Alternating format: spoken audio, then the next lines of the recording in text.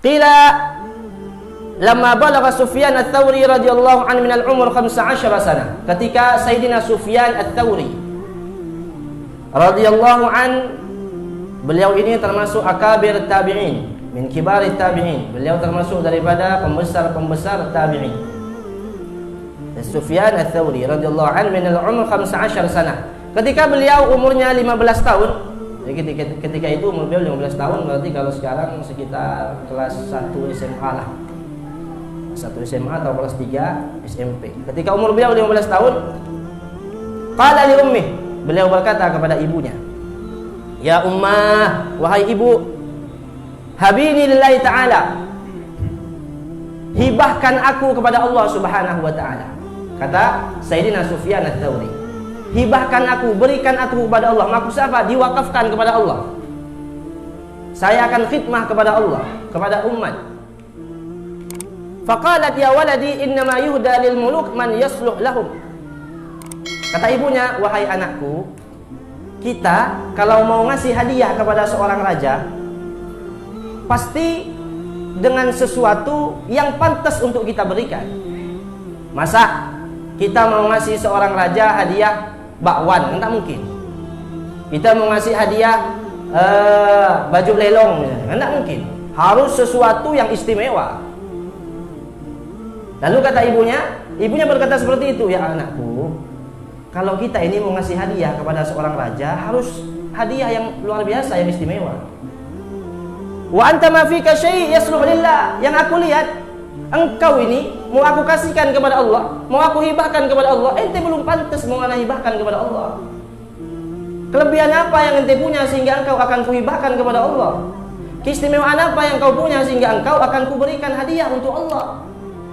Lalu kemudian fastahya wa dakhala baitan fa aqama fi 5 sinin mutawajjihan ila Allah taala bil ibadah. Kemudian Sayyidina Sufyan Ats-Tsauri merasa malu. Ya Allah, iya ya. Saya belum punya kelebihan, ibadah saya biasa-biasa saja, enggak mungkin saya dihibahkan kepada Allah. Beliau malu dengan hal itu, akhirnya beliau masuk kamarnya, dikunci kamarnya, tidak keluar-keluar beribadah kepada Allah selama 55 tahun.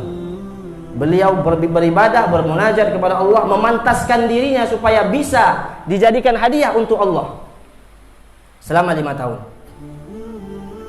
Kemudian fadakhalat alaihi ummuh ba'da dzalik fawajadathu mujtahidan fil ibadah wa alaihi atharus sa'adah. Akhirnya setelah berlalu 5 tahun, ibunya masuk ke kamar tempat dia beribadah itu, tempat dia menyendiri bermunajat kepada Allah Subhanahu wa taala. Kemudian ibunya melihat dia sudah pantas untuk dihibahkan kepada Allah dan terlihat dari wajahnya atharus sa'adah, tanda-tanda kebahagiaan.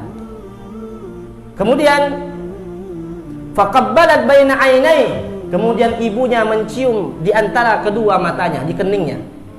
Ibunya mencium kedua kening Sayyidina Sufyan Ats-Tsauri.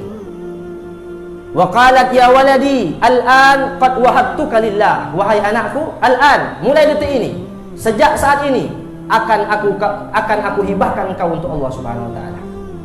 Mulai detik ini engkau milik Allah, bukan milikku lagi, kata si ibu. Akhirnya fa kharaja anha wa ghaba 10 sinin fi siyahati mutaladzidan bi ibadatihi. Akhirnya Sayyidina Sufyan Ats-Tsauri keluar dari rumahnya selama 10 tahun, tidak pernah kembali, tidak pernah berjumpa dengan ibunya, mutaladzidan bi ibadatihi, karena merasa nikmat dan lezat dengan ibadahnya, dengan khidmahnya, dengan menuntut ilmunya.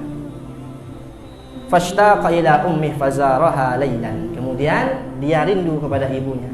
Setelah 10 tahun tak berjumpa dengan sang ibu, beliau pulang ingin berjumpa dengan sang ibunda pada suatu malam, lailan.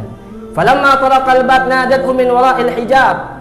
Ketika Sayyidina Sufyan Ats-Tsauri mengetuk pintu rumahnya, beliau berkata, "Ya Sufyan," ibunya berkata, "Ya Sufyan, man wahaba lillahi syai'an fala ya'udu fi."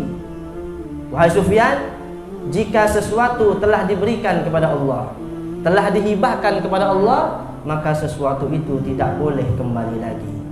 Wa ana qad wahabtuka ilaihi fala araka illa baina yadayhi. Aku telah menghibahkan engkau untuk Allah dan aku tak akan pernah melihat engkau kecuali nanti di hadapan Allah Subhanahu wa taala. Ibu yang